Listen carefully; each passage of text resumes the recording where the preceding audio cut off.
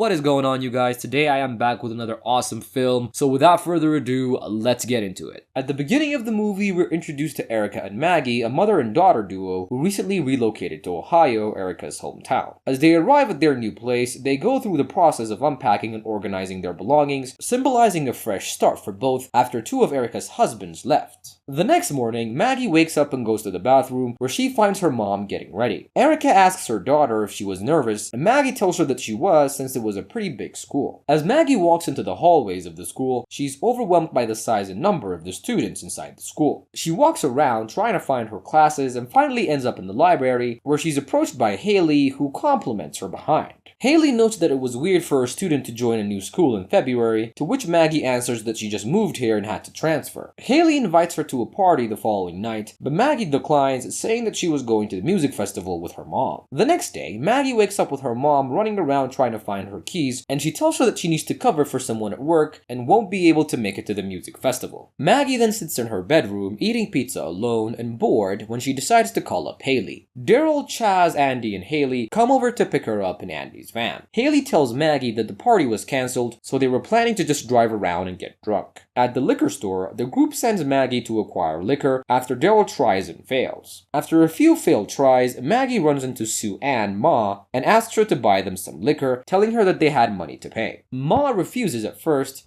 but Andy goes out of the car with the logo that said Hawkins Security, and she changes her mind. She agrees to buy them the liquor that they asked for and passes it to them in the van. The group then head out to a rock pile and start drinking, and Ma calls Andy's father and informs him that his son, along with his friends, were now underage drinking. Andy's father, Ben, calls the cops and tries to have him arrested, but the group is let go by the officer, who was sent to check on the incident because of the history that he had with Andy's father. Maggie makes her home late and is confronted about her whereabouts by her mom, and she tells her that she was just out driving around with new friends. Although Erica is happy that her daughter was fitting in, she's worried that she might not make good decisions, as she's scared that she might make bad friends. The two then have an argument, and Maggie storms into her room and closes the door behind her. The next morning, Erica takes her dog to the vet and meets Ma, who was a veterinary technician. Erica drops off her dog for its shot and hurries out, saying that she was late for work. Ma watches her intently as she leaves before her rude boss yells at her to get back to work. That night, Erica sits on her couch marathoning John Hughes movies and asks her daughter if she wants to join. Maggie declines the offer, telling her mom that she wanted to go out to meet some friends. Her mother makes her promise to call if she needs any help, telling her that she wouldn't get mad and that she would come pick her up at any time. Maggie and her friends get Ma to buy them liquor once again, but instead of handing it off to them at the liquor store, she has them drive to her home and offers her basement as a place where they could enjoy themselves without getting into trouble. The group discuss it amongst themselves and agree to head down to Ma's cluttered basement. In the basement, Daryl officially introduces everyone to Ma before she explains the house rule, which was to never go up to her house. The group agrees and Ma heads up to the kitchen and brings them some cups and ice. Hours later, the group was drunk, some more than others, and they had to carry Daryl out into the car. Ma checks Andy to see if he was fit to drive, then sends him on their way. Ma watches the car drive off, remembering her young self when the cool kids at her school invited her to a party. Andy drops off Maggie, who is a bit tipsy, which her mother sees and can tell. The next day, Ma stalks Erica at her workplace, where she serves drinks at a casino. Erica runs into her old friends from high school, Mercedes and Ben, who seem quite uncomfortable running into Erica. A drunk Mercedes pities Erica for making it by leaving the town and marrying someone rich and having to come back. Security sees Mercedes making a scene and asks her to leave because she was too drunk.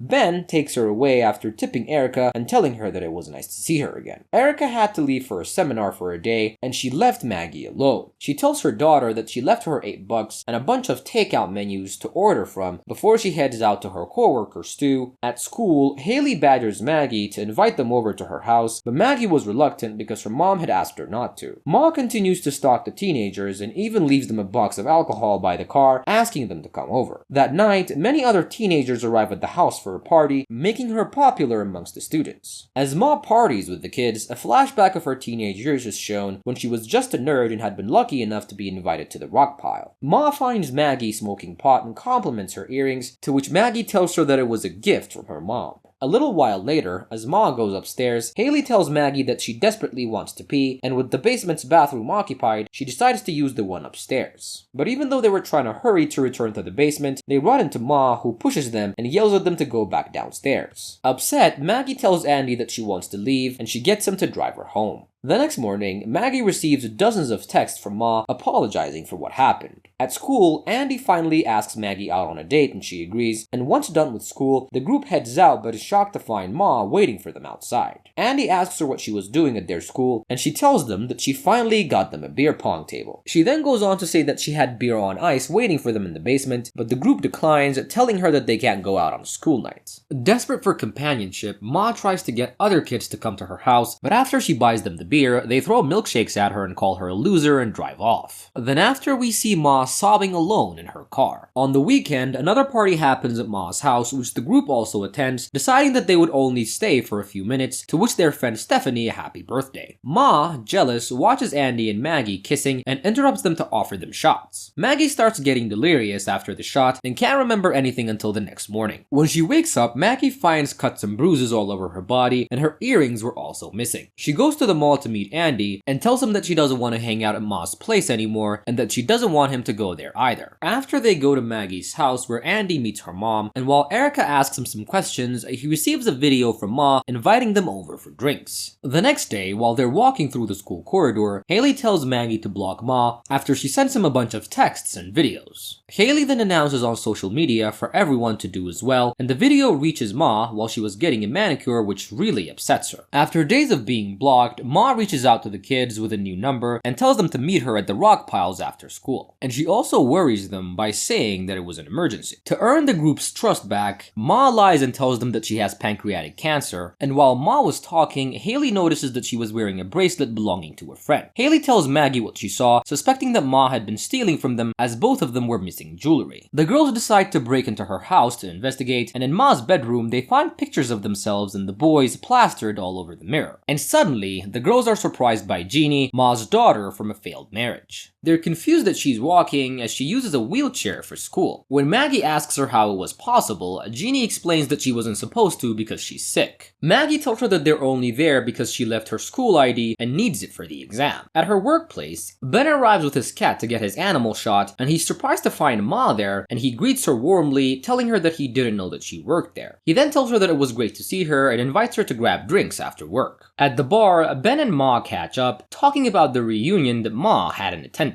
After the pleasantries, Ben pulls out a device and asks Ma if she knew what it was. He then tells her that it was a tracking device that he put in all his trucks, including his son Andy's van, and asks her why he was going to her house. Ben confronts her for trying to get back at him for what happened years ago and calls her pathetic for holding on to it for so long. He then threatens her to never get near his son again and leaves. A flashback reveals that back in high school, Ma, who had a crush on Ben, was tricked into giving head to a boy that she thought was Ben. And Ben had gotten the entire school to witness the prank, including his current girlfriend Mercedes and Maggie's mom, Erica. And unfortunately for Ma, she never recovered from the trauma and the humiliation. When Maggie gets home from school, she finds Ma in her living room talking to her mother after dropping off their dog. Her mother introduces Ma and tells her daughter that they used to go to school together, and after her home visit, an angry Ma sees Mercedes jogging and runs over her with her truck and kills her instantly. Ma then returns to the animal clinic that night and kills her boss, stuffing her in a cage after stealing medication from a locked cabinet. Maggie finds her dog Louie bleeding in their shed, and Erica suggests that they call Ma, but Maggie refuses and confesses everything that she and her friends have been doing with the women. Her mother is disappointed in Maggie and threatens to call Andy's father, but Maggie begs her father to stop and tells her that he was the most innocent of all of them. Erica grounds her daughter until the end of summer break, and meanwhile, Ma lures Ben to her house with a false claim that her son was in her house, and then we see her drug him. He wakes up naked and tied to a bed with a towel over his groin, and Ma then lifts up the towel and grabs onto Ben's exposed genitals while holding a large knife on the other hand, threatening to cut off his genitals. But she changes her mind and covers it back up with the towel again, and she mentions the shame that he and his friends had caused her and compares him to a dog. She then transfuses Louie's blood into Ben and slashes her wrist and leaves him to bleed out and die. She lures Maggie into her house with a picture of herself with Andy in the basement at Chaz's party and tells her that he was now hers. Upset, she steals her mother's car and drives there, but when she got there, she finds Andy drunk and she confronts him. He tells her that he had to come because it was Chaz's birthday and tells her that Ma was getting everyone out so she can hang out with the original crew. Maggie then tries to get everyone to leave but realizes that they've all been drugged. She tries to find another way out by going upstairs but finds Ben's body on Ma's bed, and before she could do anything, she's drugged like her friends and she awakens chained in the basement. While she watches, Ma irons Chaz's stomach, sews Haley's mouth shut, and paints Daryl's face white. Andy wakes up and, seeing what was happening, asks Ma if she was mad at them. He tries to seduce her by kissing her and telling her that he loves her, but she stabs him and calls him a liar. She then hears the doorbell ringing and goes up to check, and a police officer had arrived to check on the cars parked outside and all the bottles all over the yard, but he gets shot by Ma after hearing Maggie scream for help.